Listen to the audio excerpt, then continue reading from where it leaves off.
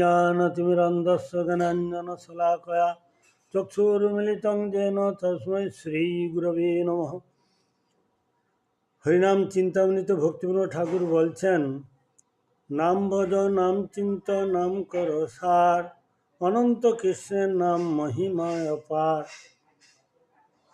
মনুষ্য জীবনের আমাদের কর্তব্য হচ্ছে নামকে ভজনা করতে হবে, নামের চিন্তন করতে হবে, নামকে সার করতে হবে। তো অনন্ত যে কৃষ্ণের যে নাম মহিমা, সে যে অপার, সেইটা আমরা তখন বুঝতে পারবো। কৃষ্ণ ভজন করার জন্য মনুষ্য জীবন এটা সার্থক। যারা মনুষ্য জন্ম হরিভজন করলো না, তার জীবনটা বৃথা ব্যথা। তাদেরকে বলছে ধর্মেন হীনা পশুবি সমান।